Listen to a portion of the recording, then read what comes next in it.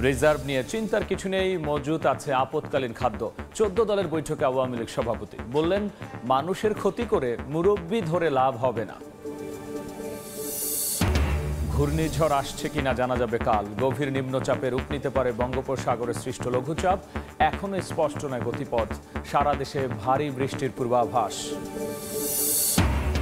এবং দুর্নীতি অনিয়মের দায়ে বাফুফের 5 কর্মকর্তাকে ফিফার শাস্তি। সালাম মুর্শেদীকে 13 লাখ টাকা জরিমানা। আবু নাইম সোহাগ 3 এবং সাবেক প্রধান অর্থ কর্মকর্তা 2 বছরের জন্য নিষিদ্ধ।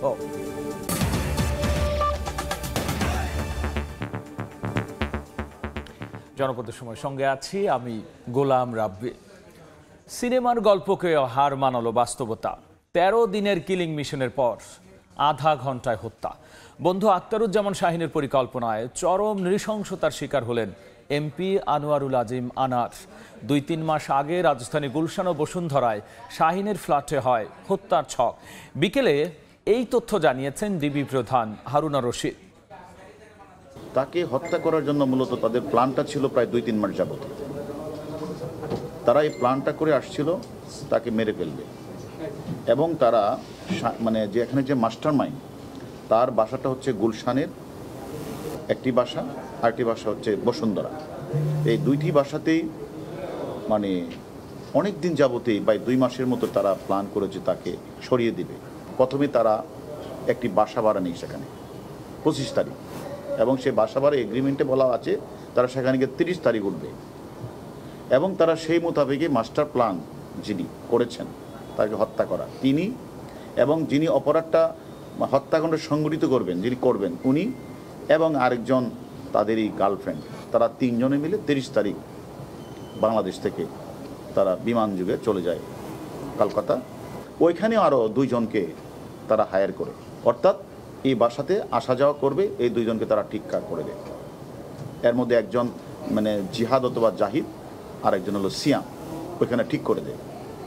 তারপরে উনি যে মাস্টার মাইন্ড, উনি সেখানে সব কিছু ঠিক করে কোন গাড়িটা ইউজ হবে, কাকে কত টাকা দিতে হবে, সেগুলি ঠিকঠাক করে কারা কারা থাকবে এই অপরাধটা সংগঠিত সবাইকে 5-6 জনকে রেখে উনি আবার 10 তারিখ উনি চলে আসছেন, বাংলাদেশে চলে আসছেন।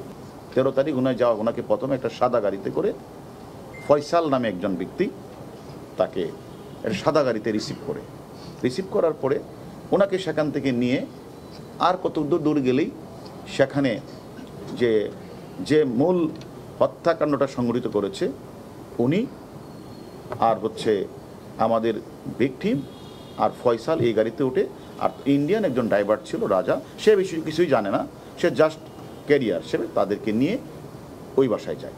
জিহাদ অথবা জাহিদ এবং সিয়াম তারা আগে ভিতরে ছিল, সেটা 13 তারিখ 2:51 মিনিটে তারা সবাই ঢুকেছে, এবং আধা ঘন্টার মধ্যেই কিন্তু মানে এই নৃশংস বর্বরচিত হত্যাকাণ্ডটি সংঘটিত হয়ে যায়। তাদের প্ল্যানটা ছিল এরকম যে তারা একদিকে তারা বিদেশের মাটিতে হত্যাকাণ্ড সংঘটিত করবে এবং লাশটাকে এমনভাবে গুম করা হবে যাতে কেউ কোনোদিন খুঁজে না পায়, যার কারণে তারা মানে বিভিন্ন পার্টে ভাগ করে ফেলেছে, অর্থাৎ হাড্ডির সাথে মাংসকে আলাদা করে ফেলেছে, এবং সেটা একটা সুটকেসে করে, গ্রে কালারের সুটকেসে করে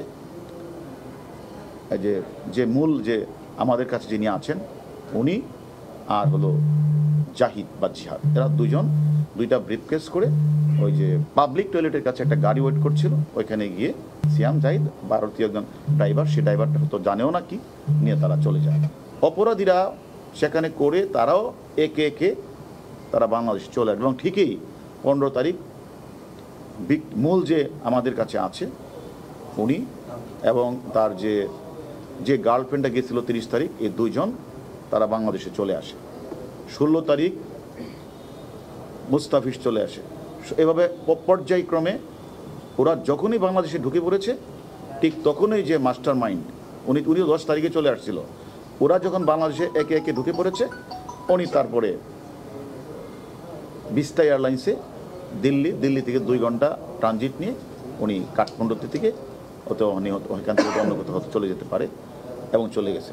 আমরা যারা তদন্তকারী কর্মকর্তা মানে 18 তারিখ তো একটা জিডি হয়েছে, গোপাল বিশ্বাস তার কলকাতা পুলিশের কাছে জিডি করেছে, এবং আপনারা দেখবেন সেইগুলিতে তারা তাদের মোবাইলগুলিতে বিভিন্ন ধরনের মেসেজ দিয়েছে, অর্থাৎ ভিকটিমের মোবাইল থেকেই কোনো সময় দেখা গেছে গোপাল বিশ্বাসের কাছে একটা রিং দিয়েছে, কোনো সময় বাংলাদেশের একজনের কাছে রিং দিয়েছে, কোনো সময় বিহার থেকেও রিং দিয়েছে এবং কলকাতা যে নাম্বার থেকেও রিং দিয়েছে। এবং অর্থাৎ তারা বোঝাতে চেয়েছে যে ভিকটিম কিন্তু এখনও ঠিক আছে। শাহীন, তার গার্লফ্রেন্ড সেলেস্টি, আর যে মূল হত্যাকাণ্ডের সংগঠক হিসেবে কাজ করেছে, যাকে রেখে আসছিল শাহীন, তার নাম হচ্ছে আমানুল্লাহ। কিন্তু এই আমানুল্লাহ কিন্তু তার নাম আমানুল্লাহ না, সে কিন্তু সেখানে একটা মানে নতুন পাসপোর্ট করে আমানুল্লাহ সেজেছে, কিন্তু তার নাম কিন্তু আরেকটা। ওই যে নামটা, সে কিন্তু পূর্ব বাংলা কমিউনিস্ট পার্টির বড় নেতা ছিল, তার নাম গলাকাটা পার্টির নেতা। সে তার বিরুদ্ধে আপনার ওই মানে খুলনা, যশোর ওই এলাকাগুলিতে অনেকগুলি মার্ডারের অস্ত্র অনেকগুলি মামলা আছে এবং সে হলো মূল সংগঠন হিসেবে কাজ করেছে। তার নাম হলো শিমুল। এমপি আনোয়ারুল আজিম হত্যার ঘটনা তদন্তে ভারতীয় পুলিশের একটি বিশেষ দল ডিবি কার্যালয়ে পৌঁছেছে, আর সেখানে আছেন রিপোর্টার আতাউর কাউসার। আমরা সরাসরি যাচ্ছি তার কাছে।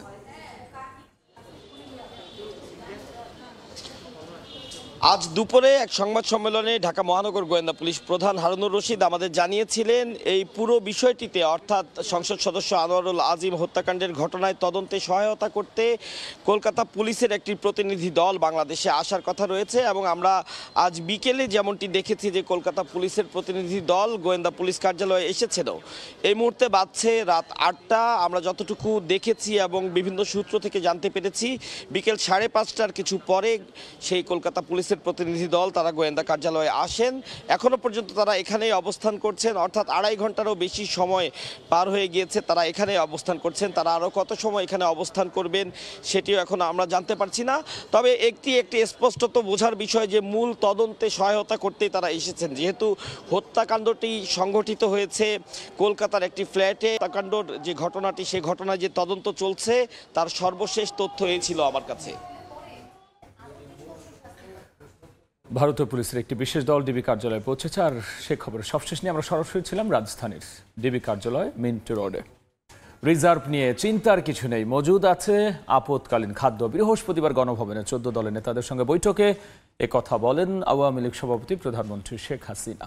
মানুষের ক্ষতি করে মুরব্বি ধরে লাভ হবে না বলেও জানিয়েছেন তিনি।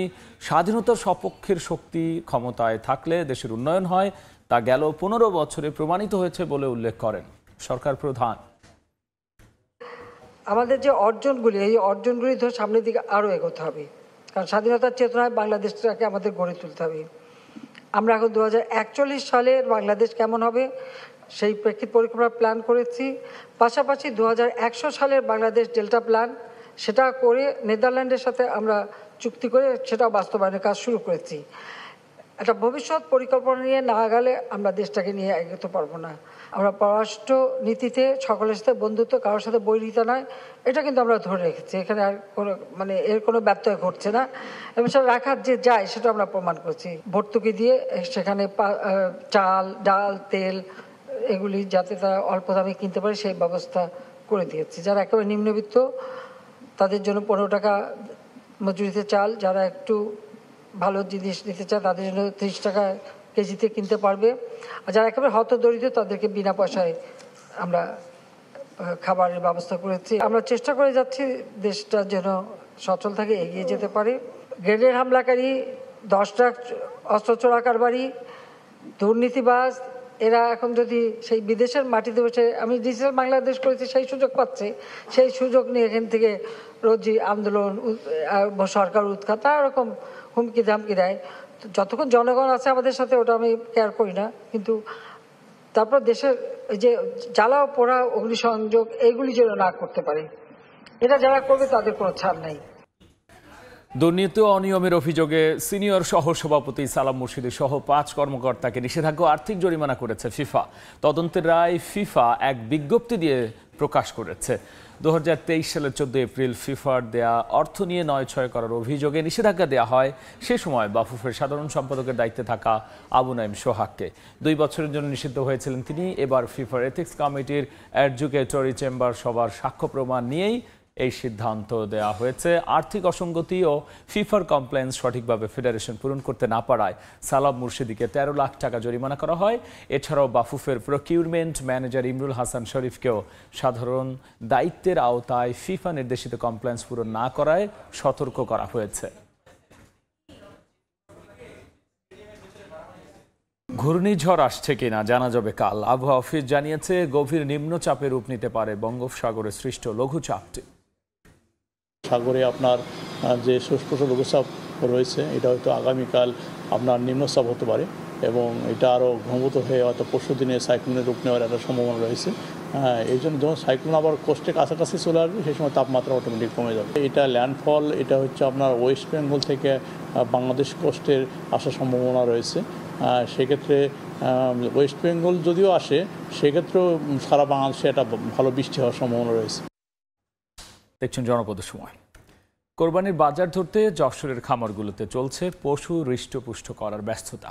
চলতি বছর যশোরের ছোট বড় প্রায় 14,135টি খামারে চলছে কোরবানির পশু লালন পালন। তবে গোখাদ্যের মূল্য বৃদ্ধির কারণে উদ্বিগ্ন খামারিরা। অবশ্য প্রাণী সম্পদ বিভাগ জানিয়েছে বাজারে মাংসের মূল্য বেশি থাকায় খামারিরা হাটে পশুর দাম পাবেন।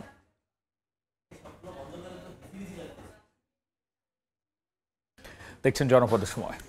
প্রখর তাপপ্রবাহের মাঝেও প্রকৃতির অপরূপ সাজে সেজে উঠেছে চট্টগ্রাম বিশ্ববিদ্যালয়। উত্তরে সোনালুর হলদে আবরণ, পূর্বে বাগান বিলাসের বনচ্ছটা আর দক্ষিণে কৃষ্ণচূড়ার লাল দিগন্ত কিংবা কাঠ গোলাপের শুভ্রতা। রঙন, গোলাপ, টগর, পাতাবাহার আর কদম তো আছেই।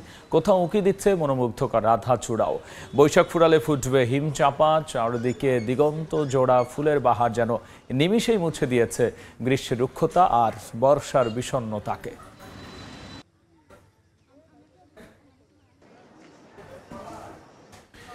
এ পর্যায়ে শীর্ষ সংবাদ জানিয়ে দিচ্ছে আরও একবার। রিজার্ভ নিয়ে চিন্তার কিছু নেই, মজুত আছে আপৎকালীন খাদ্য। 14 দলের বৈঠক আওয়ামী লীগ সভাপতি বললেন, মানুষের ক্ষতি করে মুরব্বি ধরে লাভ হবে না। এবং দুর্নীতি অনিয়মের দায়ে বাফুফের 5 কর্মকর্তাকে ফিফার শাস্তি। সালাম মুর্শিদিকে 13 লাখ টাকা জরিমানা। আবু নাঈম সোহাগ 3 এবং সাবেক প্রধান অর্থ কর্মকর্তা 2 বছরের জন্য নিষিদ্ধ।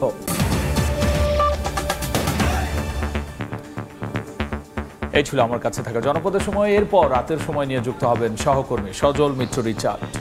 ধন্যবাদ রাব্বি আপনাকে। রাতের সময় নিয়ে ফিরছি কিছুক্ষণ পর, সঙ্গেই থাকুন সময়ের।